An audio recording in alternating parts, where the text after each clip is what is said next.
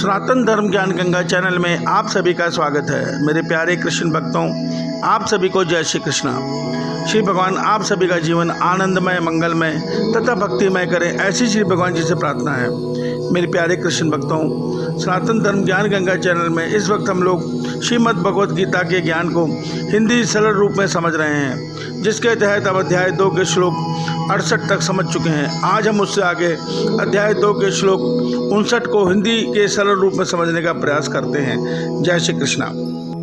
मेरे प्यारे कृष्ण भक्तों, अध्याय 2 के श्लोक 68 में भगवान श्री कृष्ण जी ने अर्जुन को यह गूढ़ रहस्य समझाया है कि मनुष्य को परमात्मा की प्राप्ति के लिए परमात्मा में जब बुद्धि स्थिर करनी है तो ऐसे मनुष्य को अपने मन और इंद्रियों को पूरी तरह वश में करना अति आवश्यक है।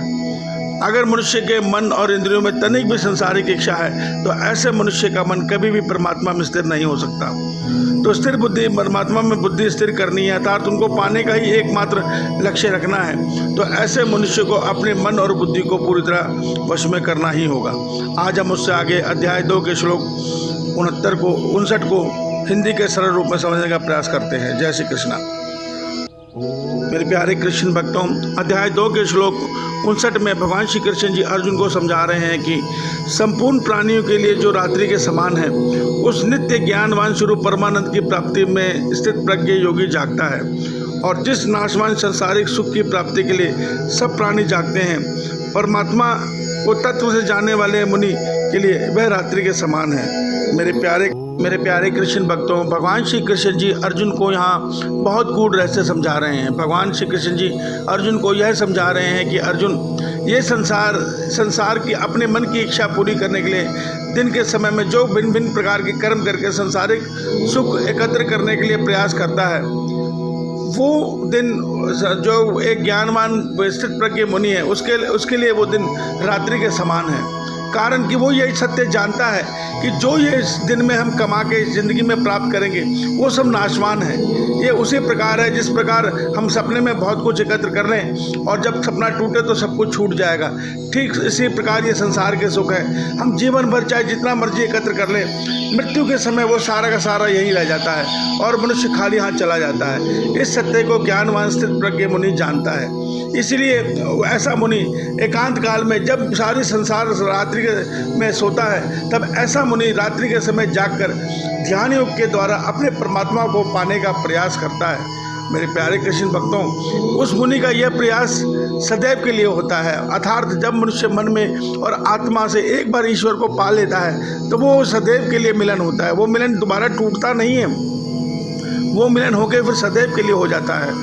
मेरे प्यारे कृष्ण भक्तों, इस पर मेरे से कई भाइयों ने प्रश्न किया कि अगर हम सब कुछ छोड़ देंगे और ईश्वर के ध्यान में लग जाएंगे तो जीवन यापन कैसे होगा।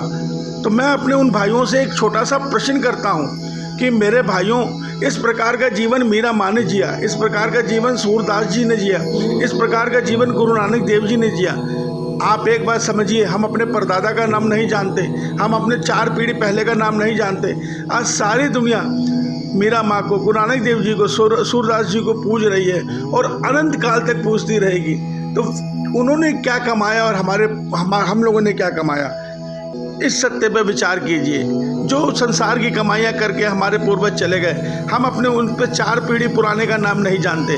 और जिन्होंने ईश्वर प्राप्ति का प्रयास किया, चाहे वो सतयुग में होने वाले प्रहलाद थे, चाहे वो कलयुग में होने वाले नानक देव जी थे, वो सब अमर हो गए। तो वास्तव में जो कमाई ईश्वर को प्राप्ति की कमाई है, वही वास्तविक कमाई है। उसके बाद मनुष्य ऐसा अमर होता है कि सारा संसार उसको युगों युगों तक पूजता है। तो मेरे प्यारे कृष्ण भक्तों, लाभ हानि की चिंता छोड़ दो। सारा संसार वो ईश्वर चला रहा है, 84 लाख योनियों का पेट वही ईश्वर भर रहा है। इस चिंता को छोड़कर उसका अपना कर्म करे जाओ और मन से उस ईश्वर को जपे जाओ, सारे काम सफल होंगे। ऐसा कुछ नहीं होगा कि आप भूखे मरोगे या आपका परिवार की दुर्गति को, कुछ नहीं होगा। जब मनुष्य ईश्वर में लग जाता है तो उसकी ईश्वर सहायता करते हैं। बाकी हम अगले श्लोक में समझेंगे। जय श्री कृष्णा। श्री भगवान आप सभी का जीवन मंगलमय करें।